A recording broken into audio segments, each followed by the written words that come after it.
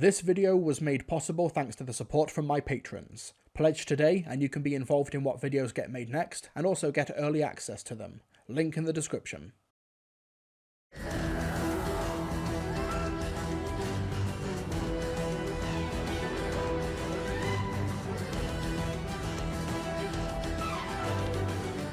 With the stage set for a new era of Doctor Who in the season premiere, Space Babies, Russell T Davies looks set to combine some of Britain's greatest cultural institutions with a musical-themed episode centering around the Liverpudlian band The Beatles and their time recording in Abbey Road Studios in London. However, this isn't even the first time that Doctor Who history and Beatles history have intertwined. They both came out of 1960s Britain and rose to prominence at around the same time. Back in 1965's The Chase, at the height of Dalek Mania, literally named after Beatlemania, the First Doctor and his companions watched some historical events take place on the TARDIS's time-space visualizer, including an appearance of the Beatles on Top of the Pops. In fact, this cameo appearance from the Beatles is the reason that this TV performance still survives in the BBC archives. From short textual references, classical music, who had the most pre-download number ones? Elvis Presley or the Beatles?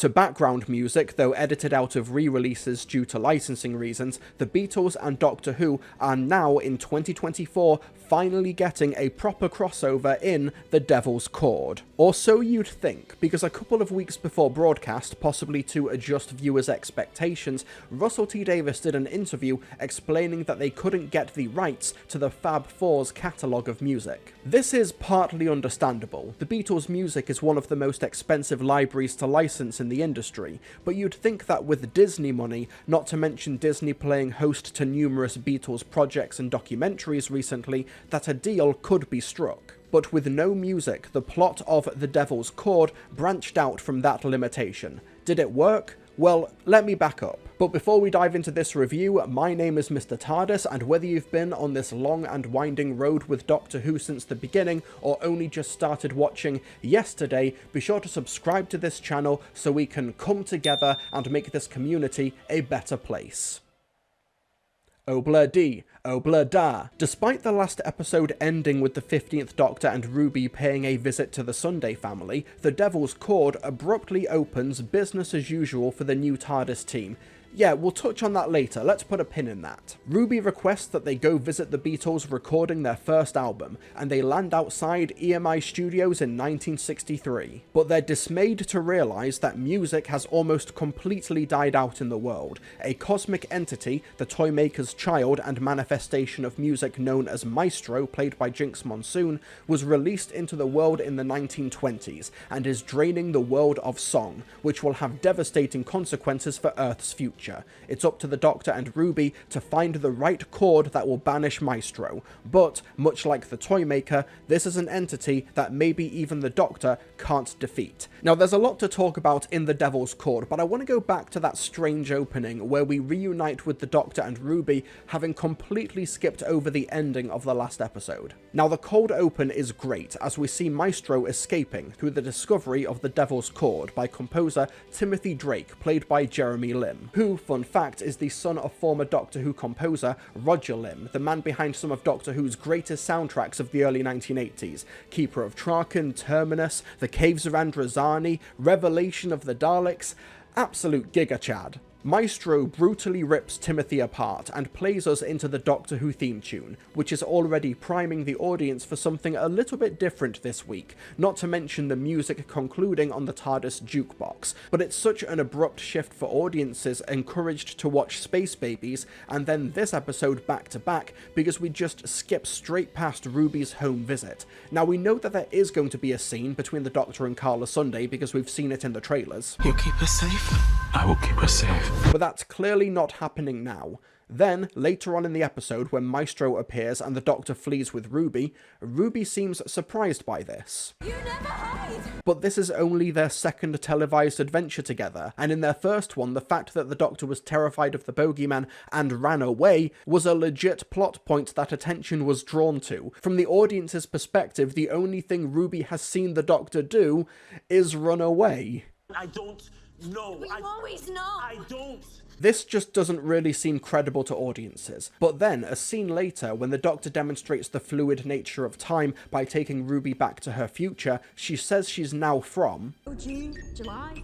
So since their adventures started in December, it means they've actually been travelling together for 6 to 7 months relative time. I understand that means there's room for expanded media adventures, though let's hope the Doctor doesn't run away from a threat in those. But it feels like the audience are now missing huge portions of Ruby's journey. I don't want to keep going back to Series 1 as a comparison because the two are clearly going for different things, but can you imagine going from the beginning of Aliens of London, then skipping straight to a story like Dalek, but the episode just casually drops in that Rose has seen her family? It would be jarring there, just like it's jarring here. I don't think The Devil's Chord was originally planned to be the second episode of this season, especially with the next episode, Boom, being Ruby's first journey to an alien world, despite them travelling together for several months. But, playing devil's advocate for The Devil's Chord, it does present audiences with a Doctor-companion dynamic that is so friendly and high energy because these two are just so in sync with each other. Whether it be the Doctor and Ruby acting like best friends at a sleepover to get a 60s makeover,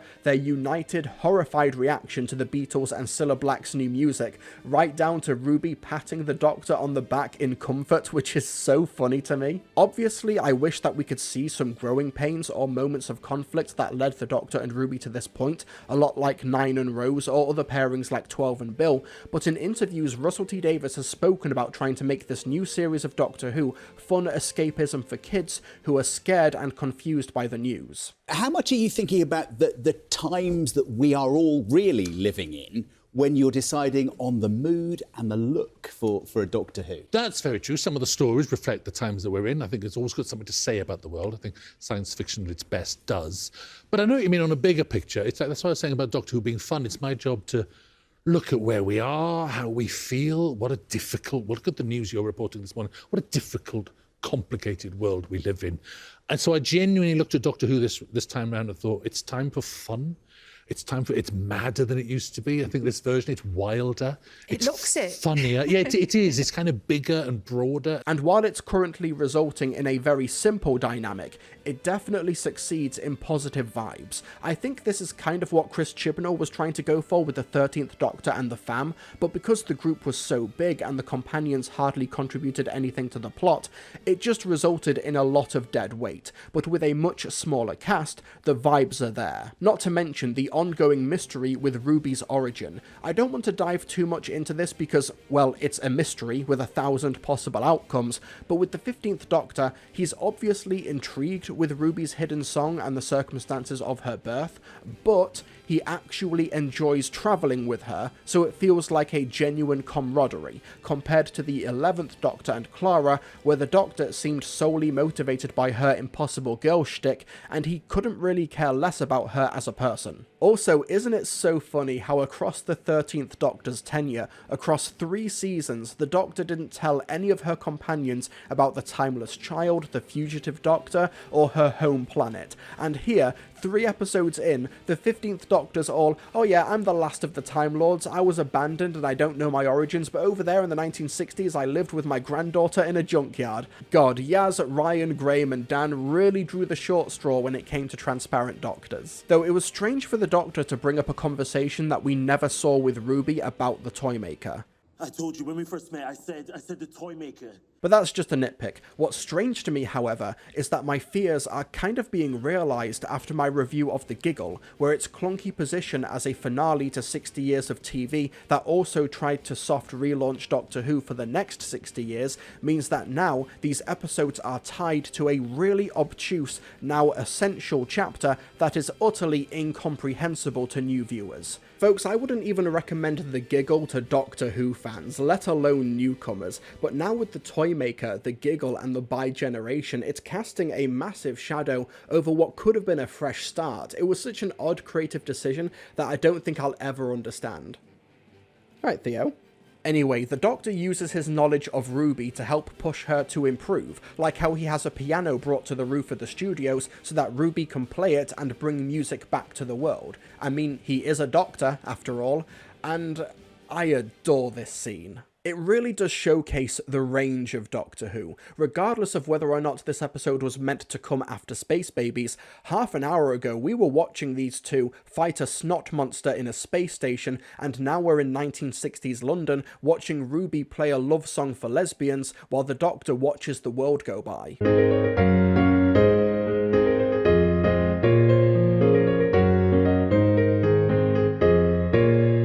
It's a lovely, thoughtful set piece as the citizens of London look out of their windows catching a glimpse of the world they're missing out on. One of those citizens being played by June Hudson. Another classic Doctor Who callback. June Hudson was a costume designer in late 70s, early 80s Doctor Who designed Romana's outfits, Tegan's uniform, and the Fourth Doctor's final look along with the scarf. But Maestro bursts out of the piano because it's presumably bigger on the inside, and this set piece is so effectively directed, with the Doctor hiding and panicking in the basement whilst Maestro toys with them upstairs. Let's talk about Jinx Monsoon, because I've got to be honest, I don't really follow drag, so at first I thought that this might have just been a bit of fun stunt casting, but the more I looked into it, the more it became apparent that this is one hell of a get for Doctor Who. Yeah, Jinx won the 5th season of RuPaul's Drag Race in 2013, which is already incredibly impressive as you need to be a jack of all trades to perform, design, create, and lip-sync for your life, but the more you look into Jinx's career, the more you realise that this is a performer who hasn't rested on her laurels for the past 10 years. She's put in so much work to hone her craft as an all-singing, all-dancing star, even recently performing a sellout Broadway run in Chicago, and now off-Broadway as Audrey in Little Shop of Horrors, and she's making her screen acting debut here in Doctor Who with honestly a go-for-broke performance that's big, that's manic, but also incredibly thoughtful and considered. Like, yeah, Maestro is someone who can go from 3 to 11 at the drop of a hat, but it feels like it's informing the character here. Maestro is a cosmic deity with power over all music, but as a repressed child of the Toymaker, there's a real immaturity here. The Toymaker, with millennia of experience, had a stoicism about them, but with Maestro, they don't nearly have that level of restraint. They feel like music is something that they don't just want to claim, but think they're entitled to. They almost glide across the environment, wielding that tuning fork like it's an extension of their body, enjoying the chase, but a little bit peeved that humanity hasn't taken the hint yet. I heard music, and music is mine! God, it's almost akin to Robert Helpman's The Child Catcher in 1968's Chitty Chitty Bang Bang, which basically scarred an entire generation of children. I'm not sure if this episode will have that lasting cultural impact, but it's definitely in that territory, and I think some kids will be terrified. It's such a theatrical performance. I was so captivated by their facial expressions when the Doctor turned the environment silent with his sonic, and this fascinating counter by using the tuning fork in the puddle to almost recalibrate the world. Sound and vision.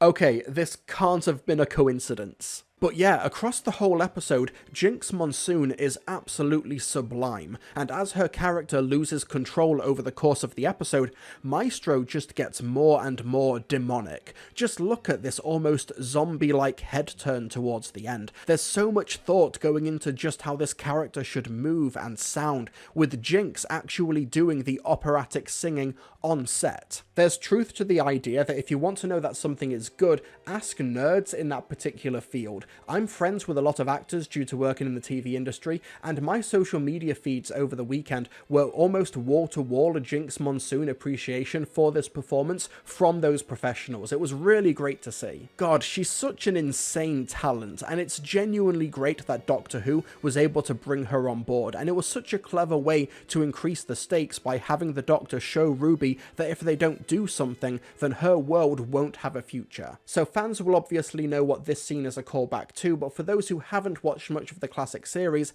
let me break it down. There's a 1975 story with the Fourth Doctor called Pyramids of Mars, and it's considered one of the all-time greats. It's set in 1911 and involves the Egyptian god of death, Sutekh, escaping captivity. The Doctor is travelling with Sarah Jane, a journalist from the 1980s. I'm really from 1980. Or the 1970s, it's a whole thing, not important. Sarah Jane makes the observation that Sutekh must have failed because the world didn't end in 1911, so the Doctor takes her back to the 1980s to show her what remains of Earth if they don't intervene, a dead world circling a burnt-out star. This motivates Sarah to go back to try and defeat Sutekh. We've got to go back. And the same thing happens here, from the Doctor showing instead of telling, and in my favourite detail, the Doctor has his back to Ruby and the TARDIS door as she investigates. But I also love the Doctor's answer to Ruby asking why she doesn't just fade away. Then how am I still alive? Because of me. I love that delivery, because the Doctor is explaining his protection, but also simultaneously apologising for it, because his protection means that she can distressingly witness this apocalypse. After an encounter with Maestro, they're forced back to the 1960s to find a way to defeat them, and it's here when the rules of Doctor Who just fly out the window. So, does the Doctor know that he's in a TV show? This may sound like a stupid question, but the Doctor has been breaking the fourth wall since the 1960s, from the show's first Christmas special, incidentally, a happy Christmas to all of you at home, to Tom Baker's playful incarnation, even the sonic screwdriver won't get me out of this one, and Peter Capaldi actually acknowledging the viewer. I'm nothing without an audience.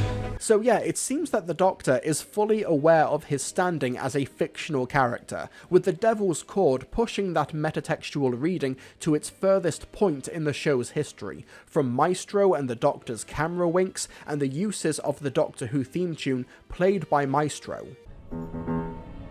Timey-wimey. A possible reading of the Devil's Chord may go beyond just the idea of music being a unifying factor for humanity. Obviously, the text of the episode has the world descending into chaos with no way to express itself through song, but with Maestro and the Doctor having similar capabilities to break the fourth wall, perhaps Doctor Who, the character themselves, is also a similar entity. After all, 1963 wasn't just the year the Beatles recorded their first album at EMI, but it was also the year Doctor Who was created. Maestro was freed in the year 1925. Well, that's the exact same year John Logie Baird used the Stooky Bill puppet to invent television, which means in the Doctor Who universe, that's the year the giggle was imposed onto the world.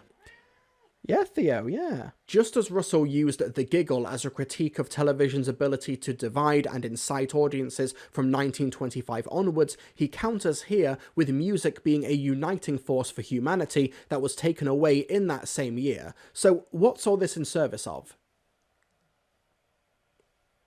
Bugger if I know. Yeah, we've got a lot of these elements on the table, but due to how much plot needs to be included in the Devil's Chord and the lengthy musical-themed set pieces, as well as numerous setups for future episodes, a lot of this subtext seems to just fizzle out.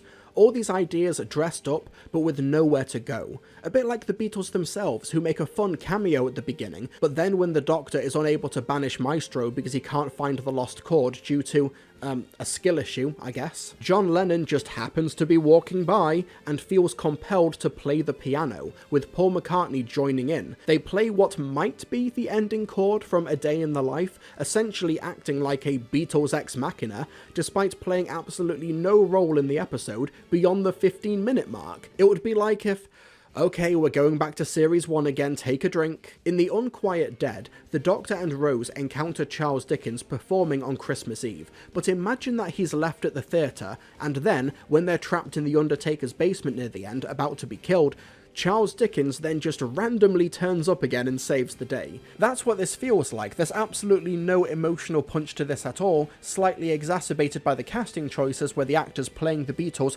don't look a thing like the original Fab Four, but I must stress that this is absolutely no fault of the actors. But these are just strange decisions, like putting John Lennon in those glasses years before he wore them, but yes, I'm mainly just nitpicking now. Now before we get to the conclusion, let's talk production, because oh my god, God is The Devil's Chord such a handsome-looking episode? Behind the cameras is director Ben Chessel, who has had such an eclectic career over the past few years, doing period dramas, international dramas, and comedies. There's not a lot of sci-fi on his resume, but for this episode, you wouldn't miss that lack of influence. This episode is about style, the theatrical, camp, and dramatic suspense. From the brilliant one-shot where the Doctor and Ruby reveal their 60s outfits, the Sam Raimi-inspired musical battle and floor dragging in the third act, and the slower sequences that really let the atmosphere settle, this episode is visually the full package. Shout out to the director of photography, Jamie Kearney, as well, for making such a varied episode feel cohesive. It draws on such a broad canvas with so many different sets and locations,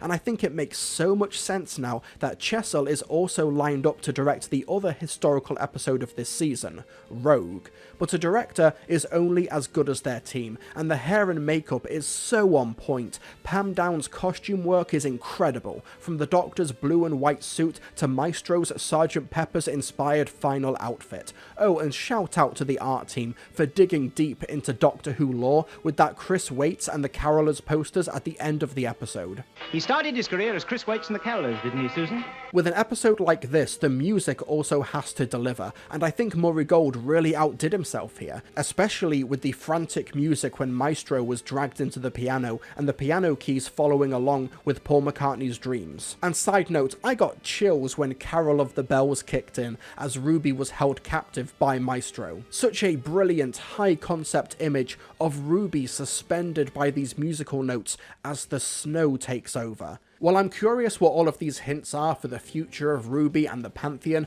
I'm kind of beyond speculating as to whether or not the Trickster is coming back or the Doctor is one of the Pantheon. It could honestly be anything at this point, so I'm just kind of going along for the ride. Oh yeah, and we have Susan Twist as a tea lady continuing her streak of cameo appearances in the series. Ah yes, Susan Twist, as in there's always a twist at the end.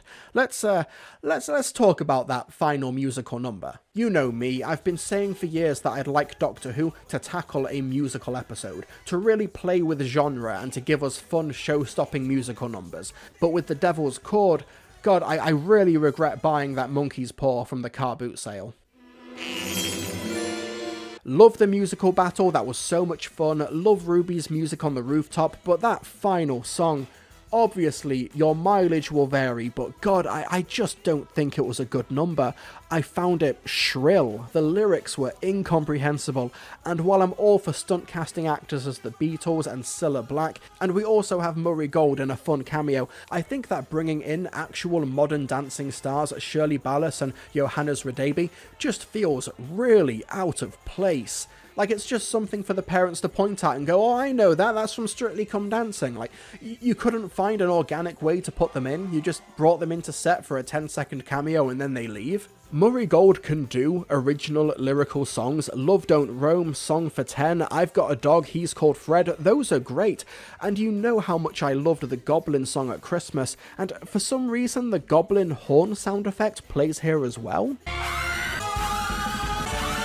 And then the episode pulls the cardinal sin of letting the mood die down, then it all settles, and then trying to build it back up again with the Abbey Road crosswalk becoming a piano. Like, there's an idea there, but it maybe should have just stayed as a deleted scene or a throwaway musical Easter egg as they walked across that he didn't draw attention to. But like I mentioned last time with Space Babies, a lot of this feels redundant, because just like that episode followed a supernatural special based on myths and babies, we've now got another episode that deals with the supernatural that also has a big musical number. The Church on Ruby Road, Space Babies, and The Devil's Chord basically deal with very similar concepts and ideas, 3 episodes in a row. Probably another reason as to why The Devil's Chord might not have been episode 2 originally, and was brought forward in the release schedule to coincide with Eurovision and or the re-release of Let It Be on Disney+. We're probably not going to know the truth behind that for some time, if ever, but as an episode on its own, does The Devil's Chord work? Well, mostly?